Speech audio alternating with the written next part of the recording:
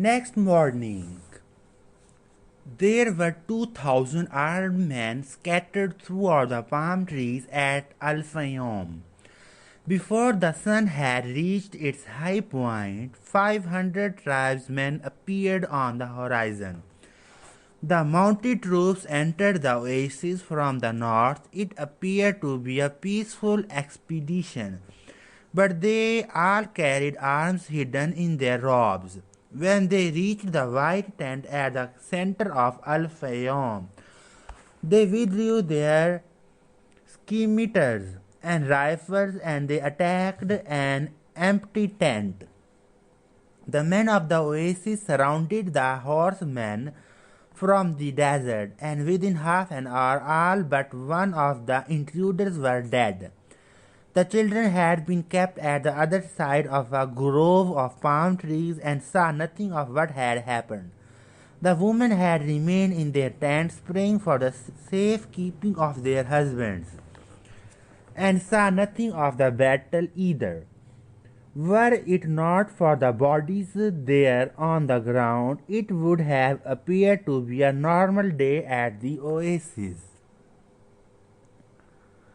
The only tribesman spared was the commander of the battalion. That afternoon he was brought before the tribal chieftains, who asked him why he had violated the tradition. The commander said that his men had been starving and thirsty, exhausted from many days of battle, and had decided to take the oasis so as to be able to return to the war.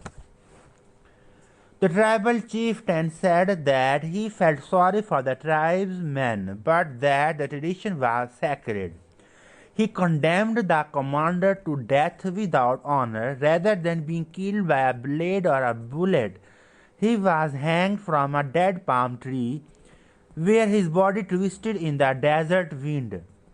The tribal chieftains called for the boy and presented him with 50 pieces of gold. He repeated his story about Joseph of Egypt and asked the boy to become the counselor for the oasis. When the sun had set and the first stars made their appearance, the boy started to talk to the south. The boy started to walk to the south. He eventually sighted a single tent, and a group of Arabs passing by told the boy that it was a place inhabited by genies. But the boy sat down and waited. Not until the moon was high did the alchemist ride into view. He carried two dead hawks over his shoulder. I am here, the boy said. You shouldn't be here, the alchemist answered. Or is it your destiny that brings you here? With the wars between the tribes, it's impossible to cross the desert, so I have come here. The alchemist dismounted from his horse and signaled that the boy should enter the tent with him. It was a tent like many at the oasis. The boy looked around for the ovens and other apparatus used in alchemy, but saw none. There were only some books in a pile, a small cooking stove, and the carpets covered with mysterious designs. Sit down, we will have something to drink and eat these hawks, said the alchemist. The boy suspected that they were the same hawks he had seen on the day before, but he said nothing. The alchemist lighted the fire, and soon a delicious aroma filled the tent. It was better than the scent of the hookahs. Why did you want to see me? The boy asked. Because of the omens, the alchemist answered. The wind told me you would be coming and that you would need help. It's not I the wind spoke about. It's the other foreigner, the Englishman. He is the one that's looking for you. He has other things to do first, but he is on the right track. He has begun to try to understand the desert. And what about me? But a person really desires something All the universe conspires to help that person to realize his dream, said the alchemist, echoing the words of the old king. The boy understood another person was there to help him toward his destiny, so you are going to instruct me. No, you already know all you need to know. I am only going to point you in the direction of your treasure. But there's a tribal war, the boy reiterated. I know what's happening in the desert. I have already found my treasure. I have a camel. I have my money from the crystal shop. And I have 50 gold pieces in my own country. I would be a rich man. But none of that is from the pyramids, said the alchemist. I also have Fatima. She is a treasure greater than anything else I have one. She wasn't found at the pyramids either. They ate in silence. The alchemist opened a bottle and poured a red liquid into the boy's cup. It was the most delicious wine he had ever tasted. Isn't wine prohibited here? The boy asked. It's not what enters men's mouths that's evil, said the alchemist. It's what comes out of their mouths that is. The alchemist was a bit daunting, but as the boy drank the wine, he relaxed. After they finished eating, they sat outside the tent under a moon so brilliant that it made the stars pale. Drink and enjoy yourself, said the alchemist, noticing that the boy was feeling happier. Rest well tonight. If you were a warrior preparing for combat, remember that wherever your heart is, there you will find your treasure. You have got to find the treasure so that everything you have learned along the way can make sense. Tomorrow, sell your camel and buy a horse. Camels are traitorous. They walk thousands of paces and never seem to tire. Then suddenly they kneel and die, but horses tire bit by bit. You always know how much you can ask of them and when it is that they are about to die. The following night, the boy appeared at the alchemist's tent with a horse. The alchemist was ready, and he mounted his own steed and placed the falcon on his left shoulder. He said to the boy, "Show me where there is life out in the desert. Only those who can see such signs of life are able to find treasure."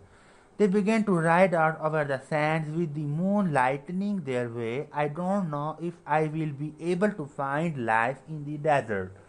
The boy thought, I don't know the desert that well yet. He wanted to say so to the alchemist, but he was afraid of the man. They reached the rocky place where the boy had seen the hawks in the sky, but now there was only silence and the wind. I don't know how to find life in the desert, the boy said. I know that there is life here, but I don't know where to look. Life attracts life, the alchemist answered. And then the boy understood. He loosened the reins of his horse, who galloped forward over the rocks and sand. The alchemist followed as the boy's horse ran for almost half an hour. They could no longer see the palms of the oasis, only the gigantic moon above them and its silver reflections from the stones of the desert. Suddenly, for no apparent reason, the boy's horse began to slow. There's life here, the boy said to the alchemist. I don't know the language of the desert, but my horse knows the language of life. They dismounted, and the alchemist said nothing. Advancing slowly, they searched among the stones. The alchemist stopped abruptly and bent to the ground. There was a hole there among the stones. The alchemist put his hand into the hole and then his entire arm up to his shoulder. Something was moving there, and the alchemist's eyes, the boy could see his eyes, squinted with his effort. His arms seemed to be battling with whatever was in the hole. Then, with a motion that startled the boy, he withdrew his arm and leaped to his feet. In his hand, he grasped a snake by the tail. The boy leaped as well, but away from the alchemist. The snake fought frantically, making hissing sounds that shattered the silence of the desert. It was a cobra whose venom could kill a person in minutes. Watch out for his venom, the boy said, but even though the alchemist had put his hand in the hole and had surely already been bitten, his expression was calm. The alchemist is 200 years old. The Englishman had told him he must know how to deal with the snakes of the desert. The boy watched as his companion went to his horse and withdrew a scimitar. With its blade, he drew a circle in the sand and then he placed the snake within it. The serpent relaxed immediately. Not to worry, said the alchemist, he won't leave the circle. You found life in the desert, the omen that I needed. Why was that so important? Because the pyramids are surrounded by the desert. The boy didn't want to talk about the pyramids. His heart was heavy, and he had been melancholy since the previous night. To continue his search for the treasure meant that he had to abandon Fatima. I am going to guide you across the desert, the alchemist said. I want to stay at the oasis, the boy answered. I have found Fatima, and as far as I am concerned, she is worth more than treasure. Fatima is a woman of the desert, said the alchemist. She knows that men have to go away in order to return, and she already has her treasure is you. Now she expects that you will find what it is you are looking for. Well, what if I decide to stray? Let me tell you what will happen. You will be the counselor of the oasis. You have enough gold to buy many sheep and many camels. You will marry Fatima, and you will both be happy for a year. You will learn to love the desert, and you will get to know every one of the 50,000 farms.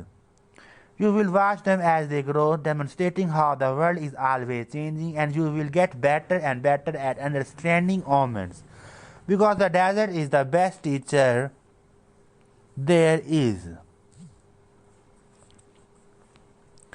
Sometime during the second year, you will remember about the treasure. The omens will begin insistently to speak of it, and you will try to ignore them. You will use your knowledge for the welfare of the oasis and its inhabitants.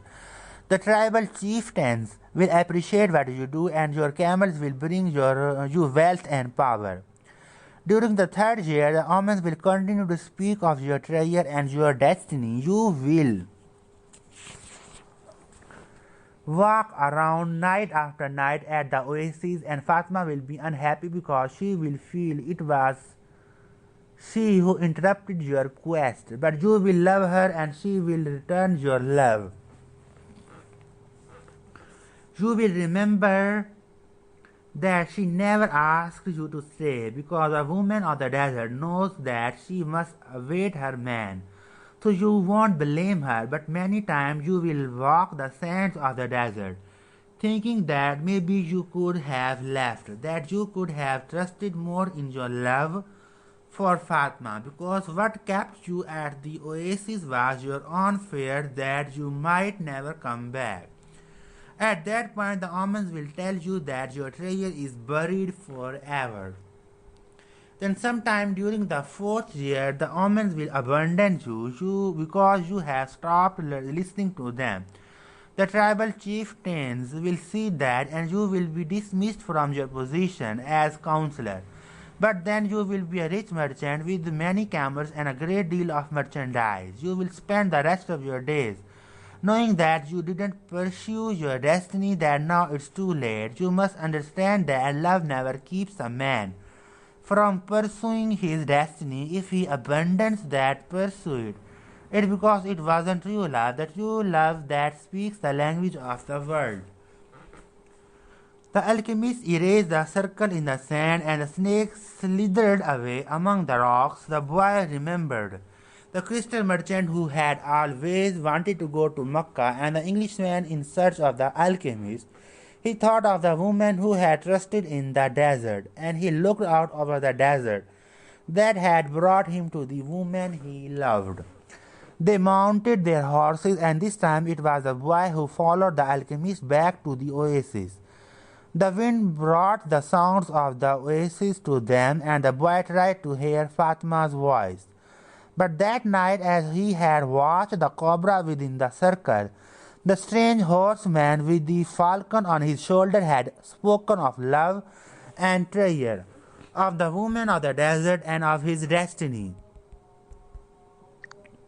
I am going with you, the boy said, and he immediately felt peace in his heart. Well, we will leave tomorrow before sunrise, was the alchemist's only response. The boy spent a sleepless night. 2 hours before dawn, he awoke one of the boys who slept in his tent and asked him to show him where Fatima lived. They went to her tent, and the boy gave his friend enough gold to buy a sheep. Then he asked his friend to go into the tent where Fatima was sleeping, go to awaken her, and tell her that he was waiting outside. The young Arab did as he was asked and was given enough gold to buy yet another sheep. Now leave us alone, said the boy to the young Arab. The Arab returned to his tent to sleep, proud to have helped the counselor of the oasis, and happy at having enough money to buy himself some sheep. Fatima appeared at the entrance to the tent. The two walked out among the palms.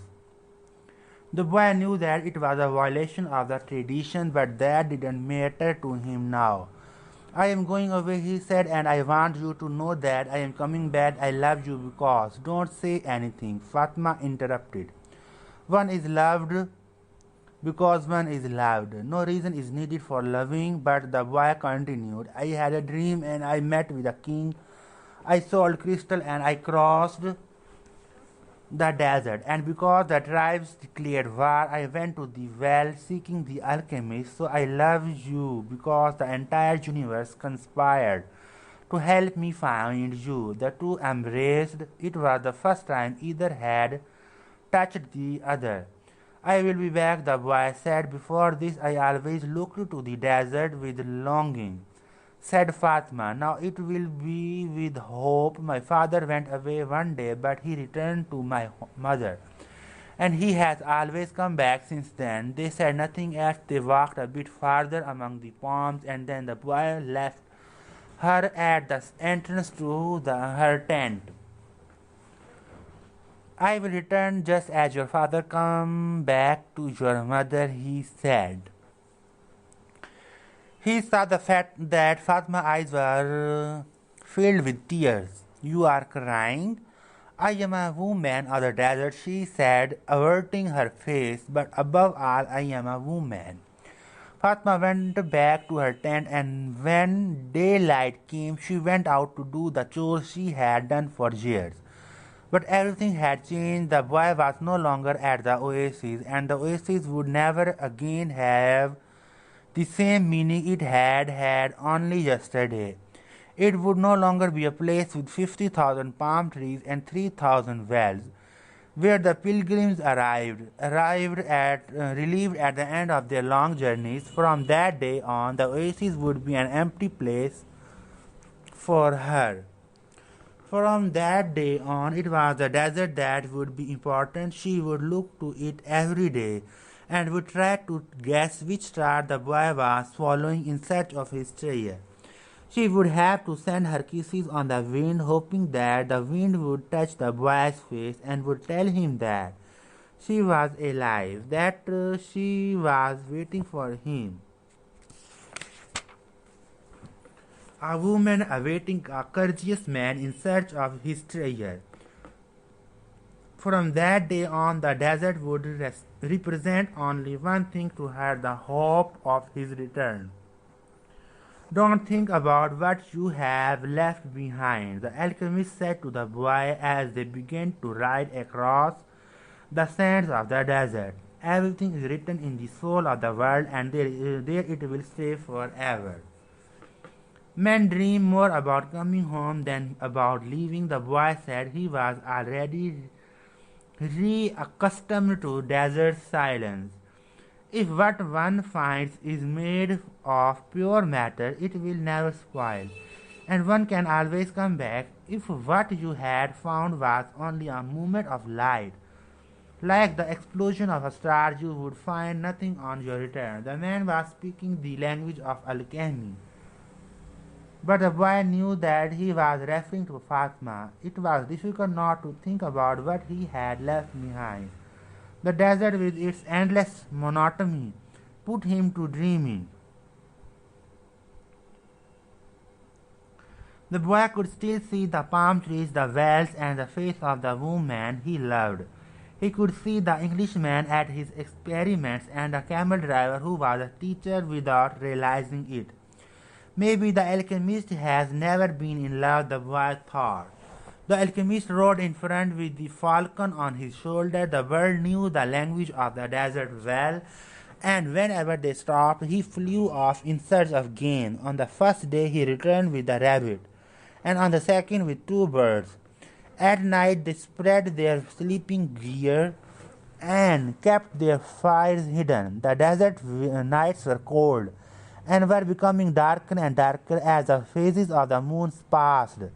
They went on for a week, speaking only of the precautions they needed to follow in order to avoid the battles between the tribes. The war continued, and at times the wind carried the sweet, sickly smell of blood. Battles had been fought nearby, and the wind reminded the boy that there was the language of omens, always ready to show him what his eyes had failed to observe. On the seventh day, the alchemist decided to make camp earlier than usual. The falcon flew off to find game, and the alchemist offered his water container to the boy. You are almost at the end of your journey, said the alchemist. I congratulate you for having pursued your destiny, and you have told me nothing along the way, said the boy. I thought you were going to teach me some of the things you know. A while ago, I rode through the desert with a man who had books on alchemy, but I wasn't able to learn anything from them. There is only one way to learn, the alchemist answered. It's through action. Everything you need to know you have learned through your journey. You need to learn only one thing more. The boy wanted to know what that was, but the alchemist was searching the horizon looking for the falcon. Why are you called the alchemist? Because that's what I am. And what went wrong when other alchemists tried to make gold and were unable to do so? They were looking only for gold, his companion answered. They were seeking the treasure of their destiny without wanting actually to live out the destiny. What is it that I still need to know? The boy asked, but the alchemists continued to look to the horizon, and finally the falcon returned with their meal. They dug a hole and lit their fire in it so that the light of the flames would not be seen. I am an alchemist simply because I am an alchemist, he said as he prepared the meal. I learned the science from my grandfather, who learned from his father, and so on, back to the creation of the world. In those times, the master work could be written simply on an emerald, but men began to reject simple things and to write tracts, interpretations, and philosophical studies. They also began to feel that they knew a better way than others had. Yet the emerald tablet is still alive today. What was written on the emerald tablet? The boy wanted to know. The alchemist began to draw in the sand and completed his drawing in less than 5 minutes. As he drew, the boy thought of the old king and the plaza where they had met that day. It seemed as if it had taken place years and years ago. This is what was written on the emerald tablet, said the alchemist when he had finished. The boy tried to read what was written in the sand. It's a code, said the boy, a bit disappointed. It looked like what I saw in the Englishman's books. No, the alchemist answered. It's like the flight of those who hawk of two hawks. It can't be understood by reason alone. The Emerald Tablet is a direct passage to the soul of the world. The wise man understood that this natural world is only an image and a copy of paradise. The existence of this world is simply a guarantee that there exists a world that is perfect. God created the world so that through its visible objects, man could understand his spiritual teachings and the marvels of his wisdom. That's what I meant by action. Should I understand the emerald tablet? The boy asked. Perhaps if you were in a laboratory of alchemy, this would be the right time to study the best way to understand the emerald tablet. But you are in the desert, so immerse yourself in it. The desert will give you an understanding of the world. In fact, anything on the face of the earth will do that. You don't even have to understand the desert. All you have to do is contemplate a simple grain of sand, and you will see in it all the marvels of creation. How do I immerse myself in the desert? Listen to your heart. It knows all things because it came from the soul of the world, and it will one day return there.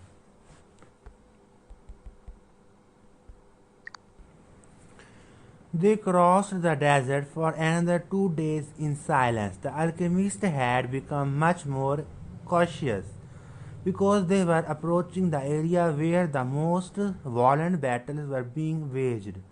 As they moved along, the boy tried to listen to his heart. It was not easy to do in earlier times.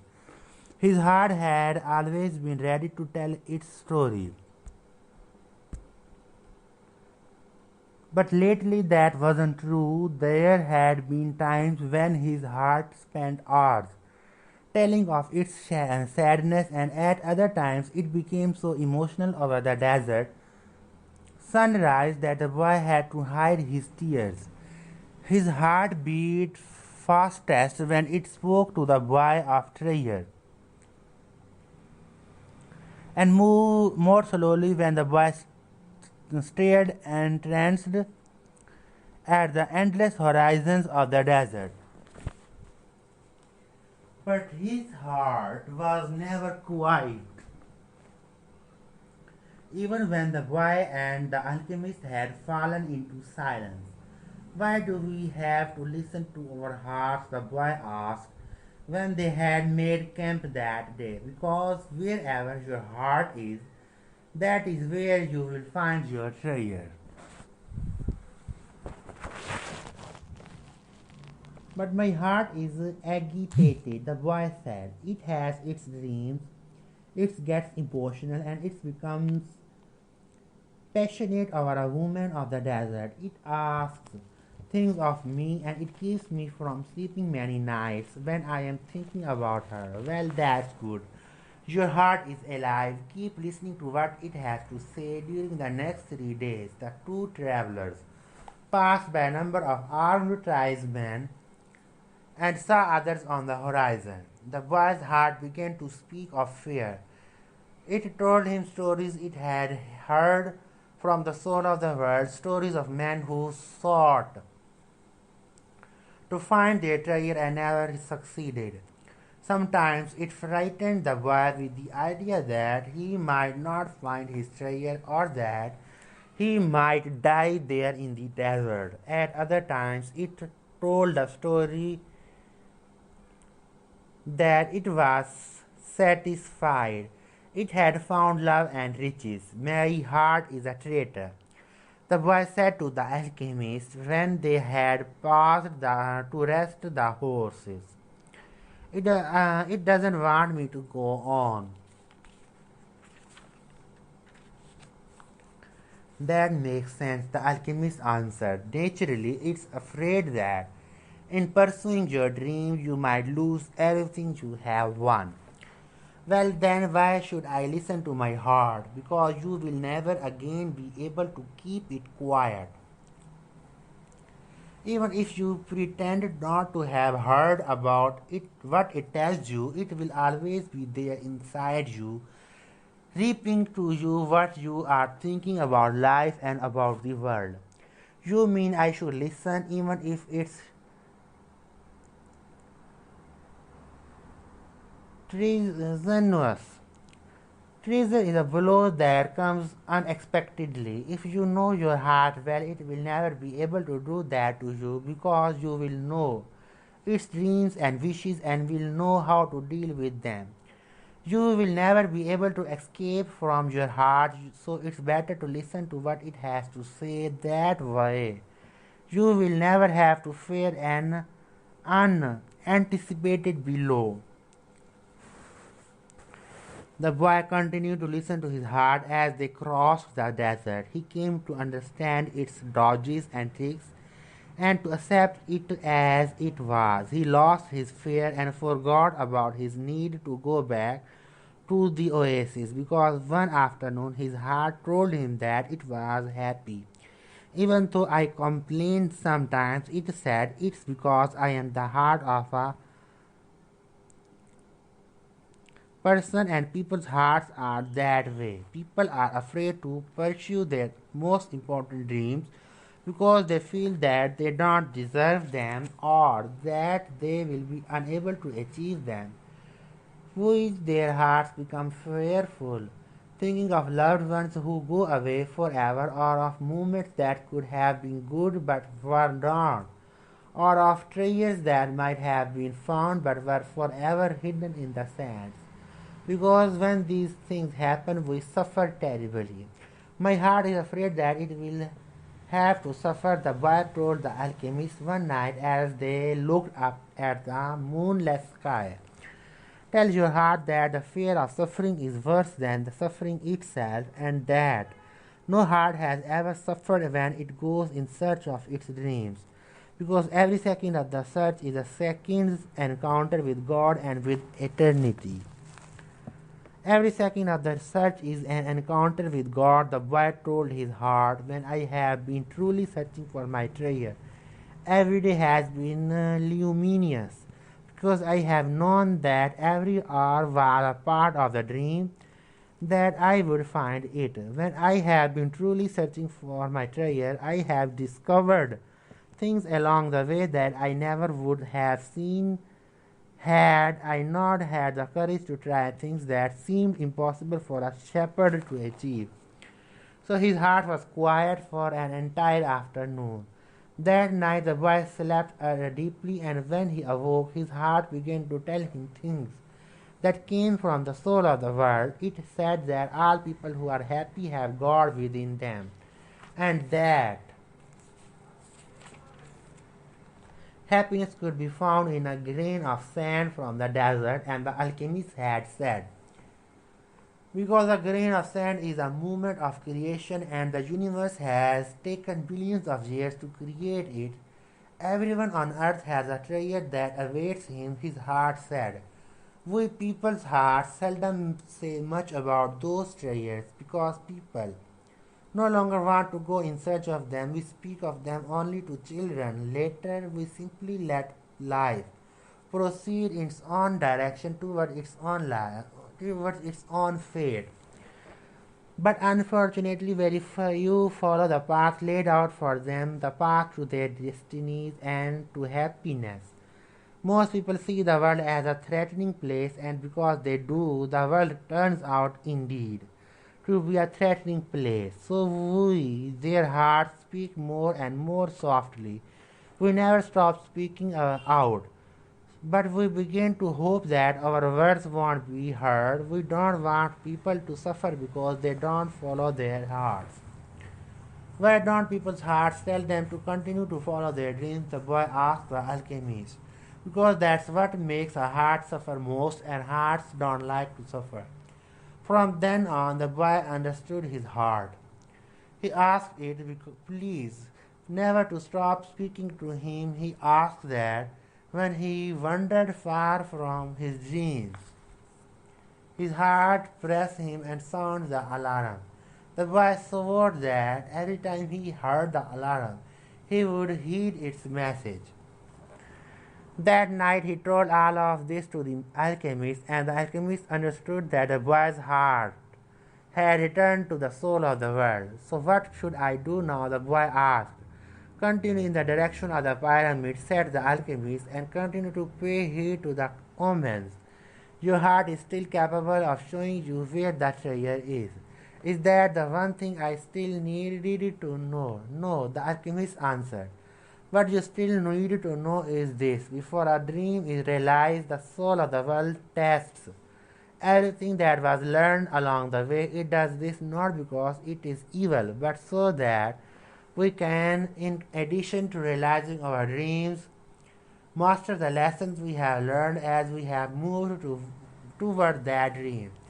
That's the point at which most people give up. It's the point at which, as we say in the language of the desert, one dies of thirst just when the palm trees have appeared on the horizon. Every search begins with beginner's luck, and every search ends with the victors being severely tested. The boy remembered an old proverb from his country. It said that the darkest hour of the night came just before the dawn.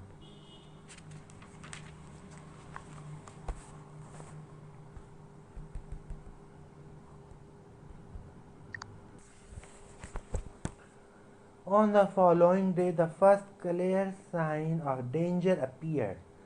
Three armed tribesmen approached and asked what the boy and the alchemist were doing there. I am hunting with my falcon, the alchemist answered. We are going to have to search you to see whether you are armed, one of the tribesmen said. The alchemist dismounted slowly, and the boy did the same. Why are you carrying money? Asked the tribesman when he had searched the boy's bag. I need it to get to the pyramids, he said. The tribesman who was searching the alchemist's belongings found a small crystal flask filled with the liquid and a yellow glass egg that was slightly larger than a chicken's egg. What are these things? He asked. That's the philosopher's stone and the elixir of life. It's the masterwork of the alchemists. Whoever swallows the elixir will never be sick again, and a fragment from that stone turns any metal into gold. The Arabs laughed at him, and the alchemist laughed along. They thought his answer was amusing, and they allowed the boy and the alchemist to proceed with all of their belongings. Are you crazy? The boy asked the alchemist when they had moved on. Why did you do that? For to show you one of life's simple lessons, the alchemist answered. When you possess great treasures within you and try to tell others of them, seldom are you believed. They continued across the desert. With every day that passed, the boy's heart became more and more silent. It no longer wanted to know about things of the past or future. It was content simply to contemplate the desert and to drink with the boy from the soul of the world. The boy and his heart had become friends, and neither was capable now of betraying the other. When his heart spoke to him, it was to provide a stimulus to the boy and to give him strength, because the days of silence there in the desert were wearisome. His heart told the boy what his strongest qualities were: his courage in having given up his sheep and in trying to live out his destiny, and his enthusiasm toward the time he had worked at the crystal shop. And his heart told him something else that the boy had never noticed. It told the boy of dangers that had threatened him but that he had never perceived. His heart said that one time it had hidden the rifle of the boy had taken from his father.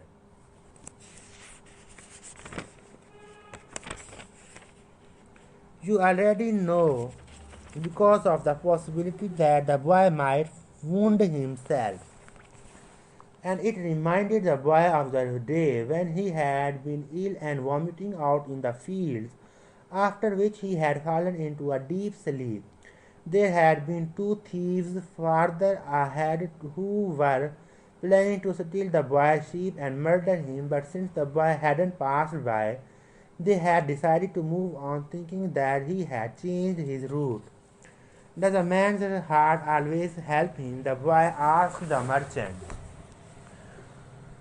Mostly just the hearts of those who are trying to realize their destinies, but they do help children, drunkards, and the elderly too. Does that mean that I will never return into danger?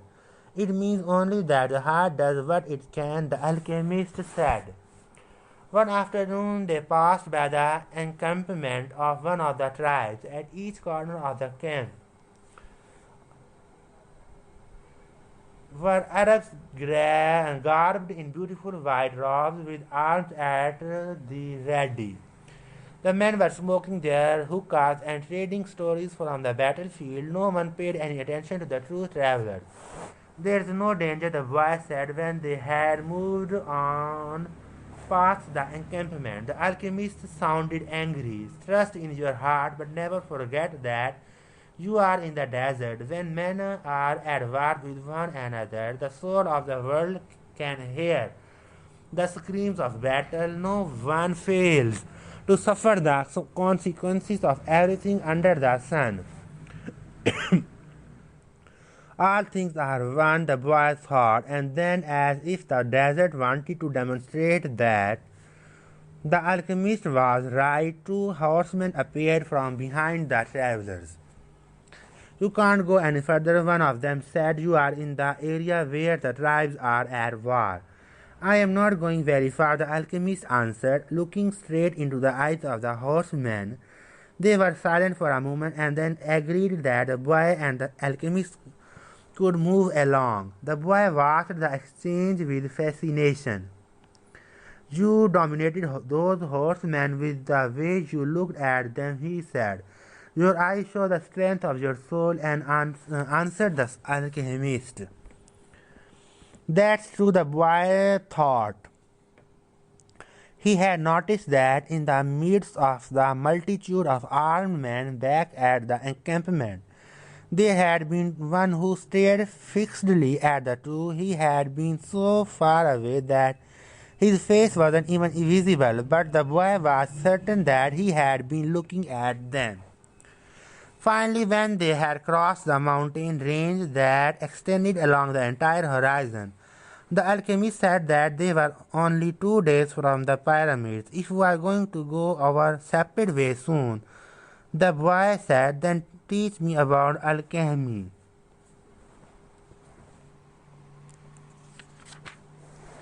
You already know about alchemy. It is about penetrating to the soul of the world and discovering the treasure that has been reserved for you. No, that's not what I mean. I am talking about transforming lead into gold. The alchemist fell as silent as the desert and answered the boy only after they had stopped to eat. Everything in the universe evolved, he said, and for wise men, gold is the metal that evolved the furthest. Don't ask me why, I don't know why, I just know that the tradition is always right. Men have never understood the words of the wise, so gold, instead of being seen as a symbol of evolution, became the basis for conflict. There are many languages spoken by things, the boy said. There was a time when, for me, a camel's whinnying was nothing more than whinnying.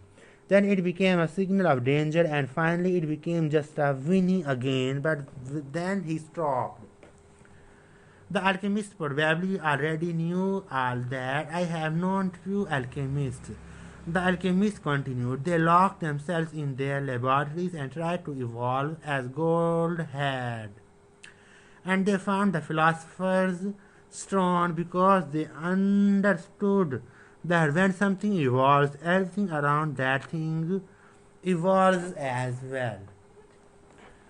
Others stumbled upon the stone by accident. They already had the gift, and their souls were readier for such things than the soul of others. But they don't count, they are quite rare. And then there were the others who were interested only in gold. They never found the secret. They forgot that lead, copper, and iron have their own destinies to fulfill. And anyone who interferes with the destiny of another thing never will discover his own. The alchemist's words echoed out like a curse. He reached over and picked up a shell from the ground. This desert was once a sea, he said. I noticed that, the boy answered.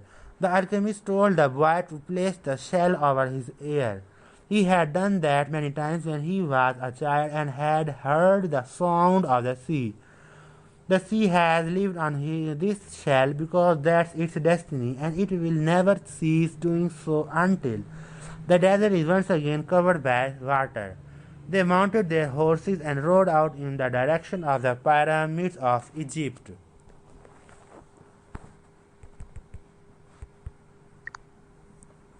The sun was setting when the boy's heart sounded a danger signal.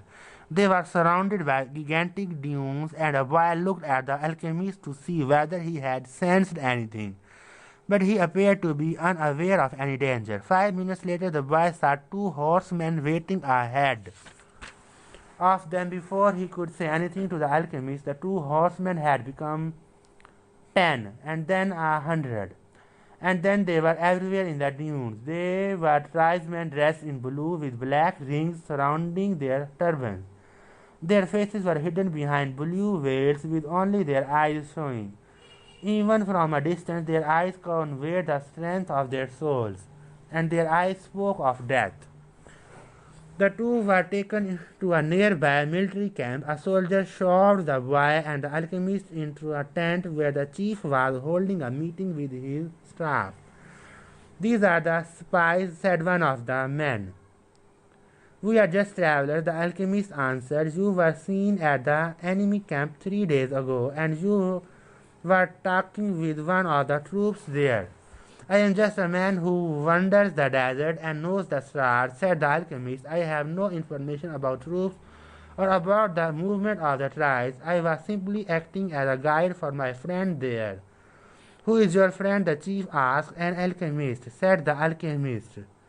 He understands the forces of nature and he wants to show you his extraordinary powers. The boy listened quietly and fearfully. What is a foreigner doing here? Asked another of the men. He has brought money to give to your tribe, said the alchemist. Before the boy could say a word, and seizing the boy's bag, the alchemist gave the gold coins to the chief. The Arab accepted them without a word. There was enough there to buy a lot of weapons. What is an alchemist? He asked finally. It's a man who understands nature and the world. If he wanted to, he could destroy this camp with the force of wind. The men laughed. They were used to the ravages of war, and knew that the wind could not deliver them a fatal blow. Yet each felt his heart beat a bit faster. They were men of the desert, and they were fearful of sorcerers. I want to see him do it, said the chief. He needs 3 days, answered the alchemist. He is going to transform himself into the wind just to demonstrate his powers. If he can't do so, he humbly offers you our lives for the honor of your tribe. You can't offer me something that is already mine, the chief said arrogantly. But he granted the travelers 3 days. The boy was shaking with fear, but the alchemist helped him out of the tent. Don't let them see that you are afraid, the alchemist said. They are brave men and they despise cowards. But the boy couldn't even speak. He was able to do so only after they had walked through the center of the camp. There was no need to imprison them. The Arabs simply confiscated their horses. So once again the world had demonstrated its many languages. The desert only moments ago had been endless and free, and now it was an impenetrable wall. You gave them everything I had, the boy said, everything I have saved in my entire life. Well, what good would it be to you if you had to die? The alchemist answered. Your money saved us for 3 days, It's not often that money saves a person's life.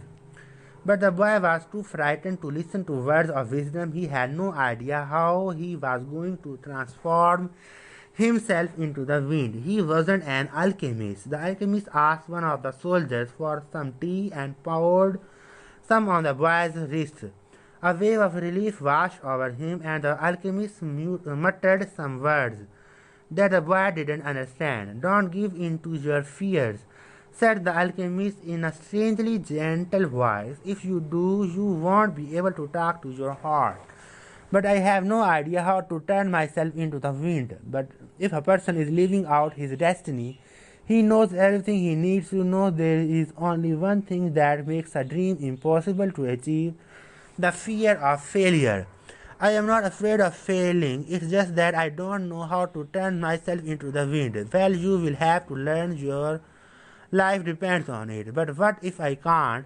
Then you will die in the midst of trying to realize your destiny. That's a lot better than dying like millions of other people who never even knew what their destinies were. But don't worry, the alchemist continued. Usually the threat of death makes people a lot more aware of their lives.